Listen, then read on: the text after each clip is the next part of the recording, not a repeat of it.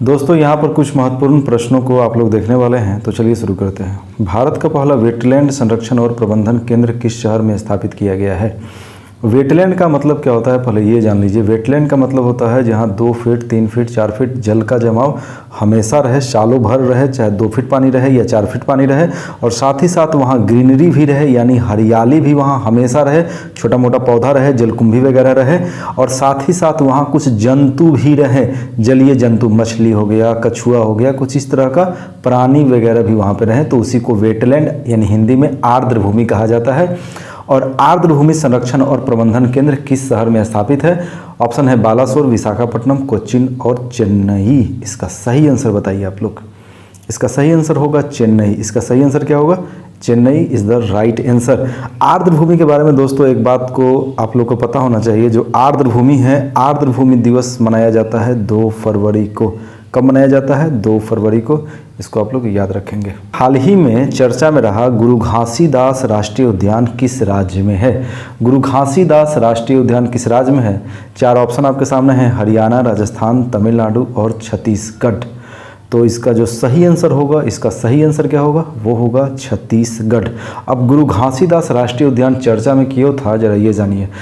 ये तो छत्तीसगढ़ में पड़ता है, साथ ही साथ एक तिमोर पिंगला, क्या तिमोर पिंगला, ये इसको आप लोग याद कर लेंगे। तिमोर पिंगला एक वाइल्ड लाइफ सेंचुरी है, एक अभयारण्य है। क्या है? एक अभयारण्य है। तो कुछ ज़मीन इसका लिया गया, यानी ज़मीन कहने का मतलब कुछ जंगल यहाँ का और कुछ जंगल यहाँ का, और दोनों को कंबाइंड करके एक टाइगर रिजर्व बना दिया गया, यानी व्याघ्र संरक्षण केंद्र टाइगर रिजर्व बना दिया गया, और जिसका नाम दिया गया गुरु घासीदास टाइगर रिजर्व। समझ गए आप लोग? और ये देश का 53वां टाइगर रिजर्व है, 53rd। तो अगला क्वेश्चन है, वर्तमान में भारत के मुख्य चुनाव आयुक्त कौन है? ऑप्शन है अनूप चंद्र पांडे, सुशील चंद्रा, राजीव कुमार, मनोज पांडे। तो इस क्वेश्चन का सही आंसर क्या होगा? आप लोग सोचिए। इस क्वेश्चन का सही आंसर होगा राजीव कुमार। मई 2022 में इन्होंने मुख्य चुनाव आयुक्त के पद पर शपथ ग्रहण किया है, राजीव कुमार जी ने। इनके पहले थे सुशील चंद्रा। इनके पहले कौन थे? सुशील चंद्रा। आपको एक बात पता होना चाहिए, भारत का निर्वाचन आयोग 1+2 यानी कुल 3 सदस्यों का एक कमीशन होता है, और इसका स्थापना कब हुआ था निर्वाचन आयोग का हमारे देश में? तो ये हुआ था 25 जनवरी 1950, यानी संविधान लागू होने के एक दिन पहले ही चुनाव आयोग का स्थापना हो गया था। और चूंकि 25 जनवरी को इसका स्थापना हुआ था, इसीलिए मतदाता दिवस कब मनाया जाता है? मतदाता दिवस मनाया जाता है इसी दिन। ठीक है। सेबी की पहली महिला अध्यक्ष कौन है? सेबी करता क्या है? सेबी शेयर मार्केट का कंट्रोलर है। क्या है? सेबी शेयर मार्केट का कंट्रोलर है। तो सेबी की पहली महिला अध्यक्ष, वेरी वेरी इंपॉर्टेंट क्वेश्चन, शोभा मंडल, माधवीपुरी बुच, गीता मंडल, अलका मित्तल। सही आंसर क्या होगा? तो इस सवाल का जो सही आंसर होगा वो है माधवीपुरी बुच। सेबी का आखिरकार स्थापना कब हुआ? सेबी का स्थापना हुआ 1988 में। ठीक है। और जबकि सेबी के लिए कानून कब बना? 1992 में। सेबी के लिए कानून कब बना? 1992 में। सोमा मंडल जो फीमेल हैं, जो महिला हैं, ये किसकी अध्यक्ष हैं? तो ये अध्यक्ष हैं सेल की। किसकी? सोमा मंडल अध्यक्ष हैं सेल की। एस से सेल और एस से सोमा, तो सोमा मंडल अध्यक्ष हैं सेल की। जस्ट एक ट्रिक है, अब याद कर सकते हैं। 100 से सोमा मंडल और 100 से सेल। और अलका मित्तल जी के बारे में आपको पता ही होगा, ये ओएनजीसी की पहली महिला अध्यक्ष हैं। ओएनजीसी की पहली महिला अध्यक्ष हैं अलका मित्तल। दोस्तों अगला क्वेश्चन है, ग्लोबल जेंडर गैप इंडेक्स 2022 में भारत का क्या रैंक है? ग्लोबल क्या है? Global gender gap index. तो ऑप्शन है 135, 136, 140, 150। आखिरकार सही आंसर क्या होगा? तो इसका जो सही आंसर होगा वो है 135। जारी कौन करता है? जारी करता है वर्ल्ड इकोनॉमिक फोरम, यानी कि विश्व आर्थिक मंच इसको जारी करता है। और भारत का रैंक है 135। क्या दोस्तों आपको ये पता है कि किस सूचकांक में भारत का 135 है? और ग्लोबल जेंडर गैप इंडेक्स में तो 135 है, और किस इंडेक्स में 135 है? तो वो है पीस इंडेक्स, यानी कि ग्लोबल पीस इंडेक्स में भी भारत का रैंक सेम टू सेम है, इतना ही है 135। और हैप्पीनेस में कितना है, हैप्पीनेस में कुछ नहीं करना है, हैप्पीनेस में बस एक जोड़ देना है, यानी हैप्पीनेस में हो जाएगा भारत का रैंक 136। चलिए दोस्तों आगे देखते हैं। चौथा खेलो इंडिया यूथ गेम 2021 का आयोजन कहाँ पर हुआ? चौथा खेलो इंडिया यूथ गेम 2021 का आयोजन कहाँ पे हुआ? पंचकुला, पुणे, भोपाल, इनमें से कोई नहीं। तो इसका जो सही आंसर होगा वो होगा पंचकुला। पंचकुला कहाँ पे है? पंचकुला है हरियाणा में।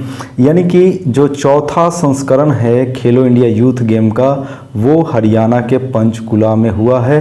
ठीक है, और एक बात और आपको मैं बताते चलूँ, खेलो इंडिया यूथ गेम का पहले नाम क्या था? तो यूथ के बदला स्कूल था, यानी खेलो इंडिया स्कूल गेम पहले इसका नाम था और इसका नाम बदल कर के बाद में कर दिया गया खेलो इंडिया यूथ गेम। अभी बहुत सारे क्वेश्चन देखेंगे खेलो इंडिया यूथ गेम के बारे में। खेलो इंडिया यूथ गेम्स का आयोजन कब से कब तक हुआ? चूँकि हरियाणा के पंचकुला में हुआ तो कब से कब तक हुआ? इसका सही आंसर है 4 से 13 जून। कब से कब तक हुआ? 4 से 13 जून के बीच हुआ 2022 में। और टूर्नामेंट का अगर नाम की बात किया जाए तो खेलो इंडिया यूथ गेम 2021 हुआ है 2022 में, बट आप लोगों ने जहाँ भी इसका एडवर्टाइजमेंट देखा होगा तो यही आपने वर्ड देखा होगा, खेलो इंडिया यूथ गेम 2021। तो ये हुआ है 2022 में, जून में, पंचकुला हरियाणा में। दोस्तों अगला क्वेश्चन है खेलो इंडिया यूथ गेम का 5वां संस्करण कहाँ होगा? अभी पंचकुला में जो इस वर्ष हुआ वो चौथा था, 5वां कहाँ होगा, यानी 5th एडिशन कहाँ पर होगा? तो इसका 5th एडिशन ऑप्शन है भोपाल, नई दिल्ली, मुंबई, पंचकुला। सही आंसर होगा मध्य प्रदेश का भोपाल में। क्या होगा? मध्य प्रदेश के भोपाल में 5th एडिशन इसका आयोजित होगा। खेलो इंडिया यूथ गेम जो चौथा संस्करण हुआ उसका आदर्श वाक्य क्या था? साथ में हैं हम, जीतना है जरूरी, रुकना नहीं, सबका साथ सबका विकास। सही आंसर है साथ में हैं हम। क्या है सही आंसर? साथ में हैं हम। दोस्तों खेलो इंडिया यूथ गेम को यहाँ पे कवर करने का मैं प्रयास कर रहा हूँ क्योंकि ये काफ़ी इंपॉर्टेंट है आपके एग्ज़ाम के लिए। तो चलिए अगला क्वेश्चन को देखते हैं। खेलो इंडिया योजना, क्या खेलो इंडिया योजना के तहत प्रतिभाशाली खिलाड़ियों को 8 वर्षों तक, कितने वर्षों तक? 8 वर्षों तक प्रति वर्ष कितनी धनराशि वार्षिक सहायता दिया जाएगा, यानी प्रत्येक वर्ष कितना रुपया दिया जाएगा खेलो इंडिया योजना के तहत? खेलो इंडिया योजना के तहत प्रत्येक वर्ष बताइए।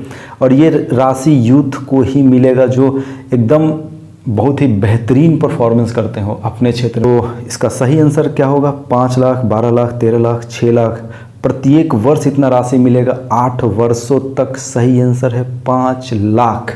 तो अगला क्वेश्चन देखते हैं। खेलो इंडिया यूथ गेम्स का मुख्यालय कहाँ पे है? खेलो इंडिया यूथ गेम्स का मुख्यालय कहाँ पर है? उत्तर प्रदेश, महाराष्ट्र, नई दिल्ली, मुंबई। इसका सही आंसर क्या है? सही आंसर है नई दिल्ली। खेलो इंडिया युवा गेम्स यानी खेलो इंडिया यूथ गेम्स का पुराना नाम क्या था? खेलो इंडिया यूथ गेम्स का पुराना नाम खेलो इंडिया खेलो इंडिया यूनिवर्सिटी गेम, खेलो इंडिया स्कूल गेम, कोई नहीं। इसका सही आंसर होगा खेलो इंडिया स्कूल गेम, यानी जो युवा वर्ड है इसके बदले पहले था स्कूल शब्द, स्कूल नाम का वर्ड था, अब चेंज करके युवा कर दिया गया है। दोस्तों नेक्स्ट क्वेश्चन आपके सामने है। खेलो इंडिया युवा गेम्स में सबसे ज़्यादा मेडल किसने जीता? हरियाणा, महाराष्ट्र, कर्नाटक, पंजाब। किसने जीता? हरियाणा ने, यानी हरियाणा ने सबसे ज़्यादा मेडल जीता है। अगला क्वेश्चन दोस्तों बहुत ही बेहतरीन है। बहुत ही बेहतरीन क्यों है ज़रा आप देखिए। खेलो इंडिया यूथ गेम 2021 जो एक्चुअली में 2022 में हुआ जून में, उसमें कौन कौन से पारंपरिक खेलों को शामिल किया गया है? इसका सही आंसर मैं आपको बता देता हूँ। योग, थांगटा, गतका, मलखंभ और कलारीपत। कलारीपत केरल का मार्शल आर्ट है। क्या है? केरल का मार्शल आर्ट है। जूडो, कराटे सबका जन्म इसी से हुआ है। केरल का मार्शल आर्ट है ये कलारीपयत। ठीक है। विद्युत जम्वाल जी को कई बार आपने देखा होगा सिनेमा के अंदर या ऐसे भी जो, और यूट्यूब पे कई बार आपने देखा होगा उनको कलारीपत का प्रैक्टिस करते हुए। मलखंभ होता है, खंभा पे चढ़ने का प्रैक्टिस होता है। ऐसा मोटा सा खंभा होगा उस पर चढ़ने का प्रैक्टिस होता है मलखंभ में। योग को तो आप लोग जानते ही हैं, और उसके अलावा थांगटा और गतका भी है। तो 1 2 3 4 5 कुल 5 पारंपरिक खेलों को शामिल किया गया है खेलो इंडिया यूथ गेम में। अगला क्वेश्चन वेरी वेरी इंपॉर्टेंट। खेलो इंडिया यूनिवर्सिटी गेम 2021 जो 2022 में हुआ, इसका आयोजन कहाँ हुआ? यहाँ पर यूनिवर्सिटी है, यूथ शब्द नहीं है। खेलो इंडिया यूनिवर्सिटी गेम, कहाँ पे हुआ? कर्नाटका, महाराष्ट्र, दिल्ली, हरियाणा। इसका सही आंसर है कर्नाटका के बंगलुरु में। कहाँ पर? बंगलुरु में हुआ खेलो इंडिया यूनिवर्सिटी गेम। खेलो इंडिया यूथ गेम अलग है, खेलो इंडिया यूनिवर्सिटी गेम अलग है। अगला क्वेश्चन है, खेलो इंडिया यूनिवर्सिटी गेम में प्रथम स्थान किसको प्राप्त हुआ? Punjab university, lovely professional university, Jain university, Delhi university. खेलो इंडिया यूनिवर्सिटी गेम का आयोजन हुआ मई 2022 में, यानी कि खेलो इंडिया यूथ गेम के एक महीना पहले, क्या 1 माह बिफोर हुआ ये। खेलो इंडिया यूथ गेम हुआ था जून में, जबकि खेलो इंडिया यूनिवर्सिटी गेम ये हुआ मई में। तो यहाँ पर टॉप कौन किया खेलो इंडिया यूनिवर्सिटी गेम में? जैन यूनिवर्सिटी ने टॉप किया। और खेलो इंडिया यूनिवर्सिटी गेम कहाँ हुआ? बंगलुरु में हुआ। थोड़ा देर पहले ही हमने इस पर बात किया था। तो अगला क्वेश्चन है, स्वदेशी नेविगेशन प्रणाली गगन का उपयोग करके विमान का लैंडिंग कराने वाली देश का पहला एयरलाइन कौन बन गया है? दोस्तों आपको एक बात पता होगा कि जो एरोप्लेन है, क्या जो एरोप्लेन है उसका नेविगेशन यानी किस वक्त वो कहाँ पे है, कब उसको हवाई अड्डे पे उतरना है, कौन से रास्ते को वो फॉलो करेगा, उसके लिए रडार का इस्तेमाल होता है सामान्यतः। लेकिन भारत ऐसा तीसरा देश बना है, भारत ऐसा मात्र तीसरा देश बना है यूएसए और जापान के बाद जिसने सैटेलाइट के सहायता से नेविगेशन किया है यानी रास्ता दिखाया है जहाज को। ऐसा भारत तीसरा देश बना है अमेरिका और जापान के बाद, क्योंकि सामान्यतः जहाज को रास्ता दिखाने का काम रडार के द्वारा होता है, लेकिन सैटेलाइट के माध्यम से भी होता है और मात्र तीसरा ही देश है भारत।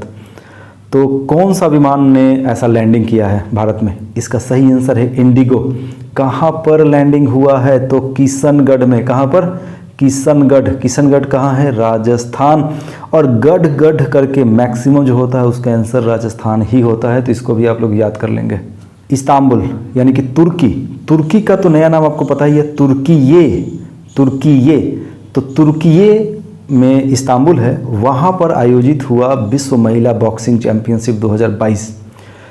किस भारतीय महिला खिलाड़ी ने 52 किलोग्राम भार में गोल्ड मेडल जीता, स्वर्ण पदक जीता?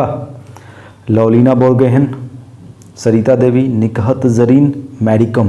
प्रधानमंत्री जी ने शाबाशी भी दिया था उनको, तो इसका सही आंसर होगा निकहत जरीन। दोस्तों अगला क्वेश्चन है, उबेर कप 2022 का खिताब किस देश ने जीता? उबेर कप क्या है? बैडमिंटन का टूर्नामेंट है।